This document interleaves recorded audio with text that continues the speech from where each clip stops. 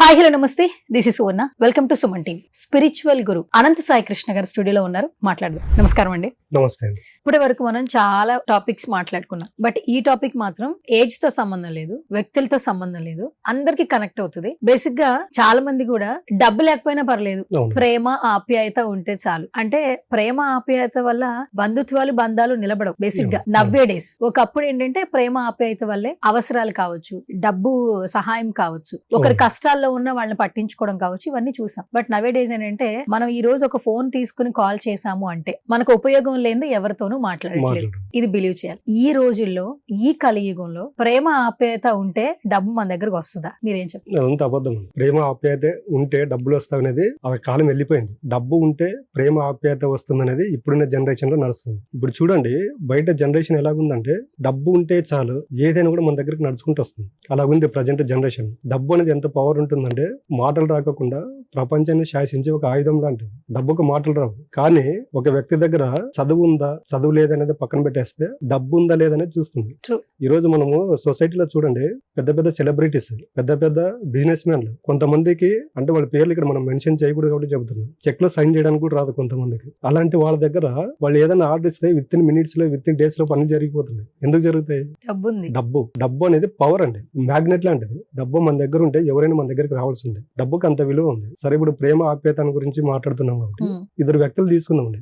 ఒక డబ్బున్న వ్యక్తి, ఒక డబ్బు లేని వ్యక్తి. ఇద్దరికి దైవభక్తి ఉంటుంది. ఇద్దరు ఒక దేవస్థానానికి డబ్బు లేని వ్యక్తి ఒక 300 కిలోమీటర్స్ పాదయాత్ర చేసుకుంటూ వెళ్ళాడు. డబ్బు ఉన్న వ్యక్తి ఒక 2 hours లో వెళ్ళాడు, ఫ్లైట్ లో వెళ్ళాడు. దేవస్థానం కిందకి వెళ్ళిన తర్వాత టెంపుల్లోకి ఒక వ్యక్తి మెట్లెక్కుకుంటూ వెళ్ళాడు, డబ్బు లేని వ్యక్తి. డబ్బున్న వ్యక్తి అతను ప్రోటోకాల్ తో వెళ్ళాడు. డబ్బు లేని వ్యక్తి, నేను ఆ దేవుడికి పరమ భక్తుని, నేను 500 కిలోమీటర్స్ నడుచుకుంటూ వచ్చాను, నాకు గర్భగుడి దర్శనం ఇవ్వండి అంటే ఇస్తారు? ఇదే డబ్బున్న వ్యక్తి ఆయన పలుకుబడి ఉపయోగించి ఊకే ఆయన చూడంగానే గర్భగుడికి తీసుకెళ్తారు లేదు? తీసుకెళ్తారు. మరి ఇక్కడ డబ్బుకి ఇంపార్టెంట్ ఉందా, భక్తికి ఇంపార్టెంట్ ఉందా? డబ్బుకే ఇంపార్టెంట్. ఎగ్జాక్ట్లీ అండి. డబ్బు సంపాదించాలి. మనిషికి ఎలాగుందంటే డబ్బు ఫైనాన్షియల్ ఫ్రీడమ్ కావాలని ప్రతి ఒక్కరికి తెలుసు. మనము యద్భవం తద్భవతను ప్రతిసారి మాట్లాడుకుంటున్నాం. ఈ వర్డ్ ఎప్పుడో ద్వాపర యుగంలో సంబంధించింది.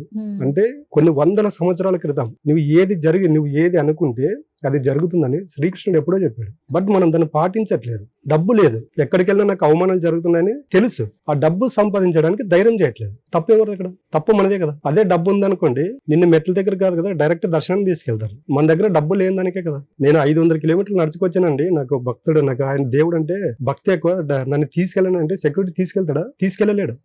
డబ్బుకు పవర్ అండి. మనం మాట్లాడుకున్నాం, డబ్బు అనేది మాటలు రాకుండా ప్రపంచాన్ని శాసించే ఆయుధం అనేది ఇప్పుడు జనరేషన్ లో నడుస్తుంది. మన దగ్గర డబ్బు ఉంటే చాలు ఏదైనా చేసుకోవచ్చు. డబ్బుకి అంత పవర్ ఉంది. కాబట్టి నేను ఏం చెప్తున్నానంటే, ఫస్ట్ ఒక వ్యక్తి ఒక రోజు, మీకు ఏ రోజైతే అవమానం జరిగిందో ఒక 1 or 2 days భోజనం చేయొద్దండి.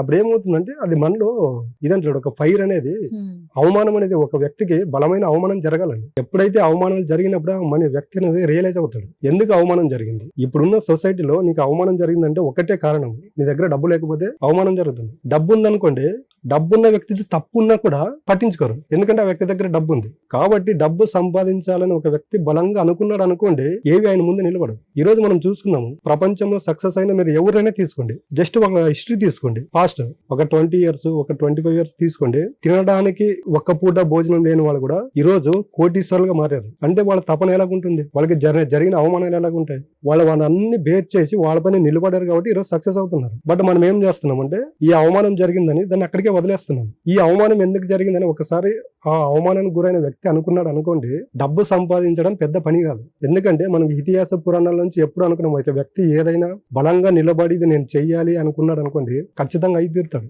మనిషి బలంగా అనుకోవాలండి. ఫస్ట్ వాడి దగ్గరికి డబ్బు ఎందుకు వస్తుంది, నా దగ్గరికి డబ్బు ఎందుకు రావట్లేదు, ఒక వ్యక్తి ఎందుకు సక్సెస్ అయ్యాడు, నేను ఎందుకు సక్సెస్ అవ్వట్లేదు, ఆ సక్సెస్ అయిన వ్యక్తి ఏం చేస్తే సక్సెస్ అయ్యాడు, నేను ఏం చేయట్లేదు. ఈ విధంగా ఒకరోజు కూర్చోండి, మీకు మీరు డైలీ ఒక 10 నిమిషాలు 15 నిమిషాలు కేటాయించారనుకోండి, మనం చేస్తున్న తప్పులేంటో మనకు తెలిసిపోతాయి. ఎప్పుడైతే తప్పులు తెలుసుకుంటామో దానికి సంబంధించిన పాజిటివ్ రిజల్ట్ వైపు వెళ్తాం. జనాల మైండ్ సెట్ ఈ విధంగా ఉందండి. ఇప్పుడు మీరు అడగొచ్చు, ఇలాంటి సక్సెస్ అయిన వాళ్ళు ఎవరైనా ఉన్నారని. నీలోఫర్ కేఫ్ అండి, నీలోఫర్ బాబురావు అని మీరు వినింటారు. ఆయన దగ్గర ఈ రోజు 10 రూపాయల టీ నుండి 1000 రూపాయల టీ వరకు దొరుకుతుంది. మీరు ఒకసారి ఎప్పుడైనా ఆయనతో కూర్చున్నప్పుడు కలిసినప్పుడు మాట్లాడండి. ఆయన ఏ విధంగా కష్టపడ్డాడు, ఈ స్టేజ్ కి రావడానికి ఆయన పడిన స్ట్రగుల్ అంటే చెబుతాడు. బట్టల షాప్ లో పనిచేశాడు, రైల్వే స్టేషన్ లో పడుకున్నాడు. ఇవన్నీ చేస్తే ఈ రోజు ఆ సక్సెస్ అయ్యాడు. ఈ రోజు మనము నీలోఫర్ బాబురావు గారిని ఈ స్టేజ్ లో చూస్తున్నాము. నేనేం చెప్తున్నా అంటే సక్సెస్ అవ్వాలనుకున్న ప్రతి ఒక్కరూ ఆయన ఈ సక్సెస్ కు బ్యాక్ ఏం చేశాడో దాన్ని చూడండి అని చెప్తున్నాను. ప్రతి ఒక్కరు ఒక రోల్ మోడల్ గా పెట్టుకోండి. నేనేం ఇతర దేశాల నుండి తెచ్చి చూడండి అని చెప్పట్లేదు. మన ఏపీలోనే, మన తెలంగాణలోనే ఇలాంటి వాళ్ళు సక్సెస్ అయిన వాళ్ళు చాలా మంది ఉన్నారు. అలాంటప్పుడు ఏమవుతుందంటే మనకు కూడా ఒక కాన్ఫిడెన్స్ లెవెల్స్ అని పెరుగుతాయి అనమాట. ఓహో, ఈ వ్యక్తి రైల్వే స్టేషన్ లో పడుకున్న వ్యక్తి, బట్టల షాప్ లో పనిచేసిన వ్యక్తి ఈ రోజు ఇంత సక్సెస్ అయ్యాడంటే దానికి కారణం ఏంటి, ఎలాంటి స్ట్రగుల్స్ ఆయన పడ్డాడు, ఎలాంటి సక్సెస్ పొందాడు అన్నప్పుడు ఏమవుతుందంటే మనకు కూడా ఇంట్రెస్ట్ కలుగుతుంది. ఒక 4-5 రోజులు ఇలాంటి మెంటాలిటీ ఉన్నాం అనుకోండి, మనకి ఏమవుతుందంటే మనం లాస్ట్ వీడియోలో మాట్లాడుకున్నాం సబ్ కాన్షియస్ మైండ్ ఎలా యాక్టివ్ అవుతుందని. ఇలాంటి ఆలోచన మనము రిపీట్ గా ఆలోచన చేస్తున్నప్పుడు ఏమవుతుందంటే మన సబ్ కాన్షియస్ మైండ్ కూడా ఇలాంటి వాటిని రిసీవ్ చేసుకుంటుంది. ఒకసారి అది సబ్ కాన్షియస్ మైండ్ లో పడింది అనుకోండి, మనకు తెలియకుండానే యూనివర్స్ అనేది మనకు సపోర్ట్ చేస్తుంది. మనం ఎక్కడికి వెళ్ళినా కూడా పాజిటివ్ వ్యక్తులు మన దగ్గరికి రావడము, పాజిటివ్ ఆలోచనలు మనకు రావడము, పాజిటివ్ ఇన్ఫర్మేషన్ మన దగ్గరికి రావడం అనేది జరుగుతుంది. అంటే ఇక్కడ యద్భావం తద్భవతి.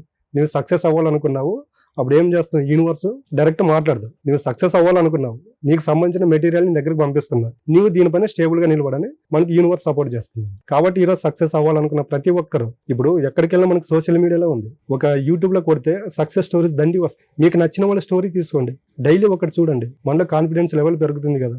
ఈ విధంగా ఇప్పుడు ఎవరైతే డబ్బు సంపాదించాలనుకున్నారో, డబ్బు యొక్క వాల్యూ ఏంటి, డబ్బు మన దగ్గర ఉంటే మనకి పెరిగే రెస్పెక్ట్ ఏంటి, ఇవన్నీ తెలుసుకోవాలనుకున్న వాళ్ళు సక్సెస్ అయిన వాళ్ళ స్టోరీ చూడండి, ఖచ్చితంగా మీ లైఫ్ లో కూడా చేంజ్ అవుతాయండి.